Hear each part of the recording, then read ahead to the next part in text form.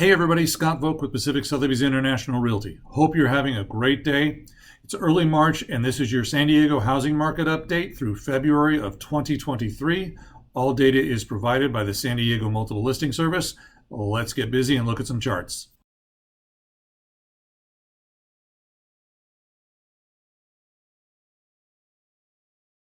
The first chart here shows the median sales price for the combined attached and detached housing market over a 3-year period.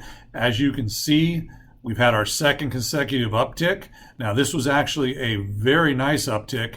It was 6% for detached homes month over month and 4% for attached homes. So that's a nice, real strong comeback. I'm going to show you that the average home, so this is the median home, that means this is the price of the average home in San Diego. Now let's look at the average or the mean, which is the average price of homes. So first one was the price of the average home. This is the average price of all homes. You can see that we did have a tick down, so we had a divergence. The median price rose while the mean came down. What that means is we are selling more of the entry-level, lower-end houses in few of your Rancho Santa Fe, Del Mar, La Jolla, downtown penthouse condos, okay? And that makes a lot of sense when you realize why this happened, and I'll get into that as we go a little farther. So in terms of whether this market is continued, we need to look at supply and demand. Everything comes from supply and demand, and you can really determine what way the market is moving based on that. So let's start with demand, and that is the number of sold listings. You can see that we had a nice uptick in February, completely expected. January sales are from November, December escrows. Most people aren't looking for houses over the holidays, so this is a completely normal uptick. If we look at pending sales, which are currently in escrow, you can see they picked up in January and continue to pick up in February. So demand stayed strong, it's increased. Now if you look, we're still down 30% over last year on the pendings. We were down 30%, 36% on the solds. So it looks like demand's lower than it was last year, but this is supply driven, and let me show you this. I want to look at supply. I'm looking at it two ways. First, new listings put on the market, as well as total listings on the market at the end of the month. So let's take this chart out from 3 years to 10 years so we can be better at viewing the patterns. And you can see a very, very recognizable pattern here. This is December. Nobody wants to put their home on the market, so it's always the low point of the year. January, we get a big increase, and then February usually falls, and then we're back up for the spring.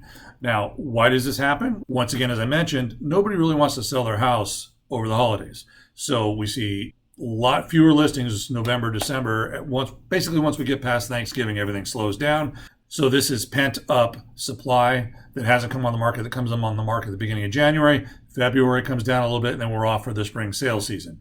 So we can look at this, and once again, same pattern. December was the bottom. January came up, February back down again. But the one thing I want you to notice here is look at this. This was an all-time low right here. We came up in January, and we were still lower than pretty much any time except December of the last couple of years. Then February fell low enough that the only month over the past 10 years where we've had lower new homes put on the market than February of 2023 was December of 2022. That's going to have a result in the total homes on the market. And let's take a look at that. And you can see here, this pattern's a little harder to see, but let me show you. December, now this is total homes on the market at the end of the month. And you can see here, November, December, January. What happens here is it keeps increasing. And the reason for this is even though February we saw you have fewer new homes come on the market, that goes down. You also don't have as many buyers. So the overall inventory typically increases. So you sell fewer homes on February than you put on the market. And you can see that here. December, January inventory went up, February went up all the way into the summer, and then it starts to taper off. December is the low, all the way into the summer, then it tapers off. Now this was 19 was a little bit of an anomaly. We fell a lot faster, and then we're coming through the pandemic. And back to 2021, December, January, February. Look at this. December, January, February. Inventory actually fell in February. That's the second month out of the last 10 years that that's happened, and that indicates that The buy side is stronger than the sell side. That's going to keep prices up, which we saw in February. Now, what does that do for total inventory? Is down. We are now at 1 month of inventory in San Diego. That is very restrictive. We've only been that low here. As you can see, we ran that way through the pandemic and even dipped as low as 0.6 middle of last year. But being at 1 month indicates buyers dominating this market in terms of numbers, which means sellers are going to make more money. Now, why did this happen? As I mentioned in my video last week, where I reviewed 2 videos on YouTube where people were predicting the downfall of the market, 2 factors that are keeping the market up is the fact that buyer and seller elasticity to interest rates is very different. Buyers, when rates fell a half point, flooded into the market. Sellers did not.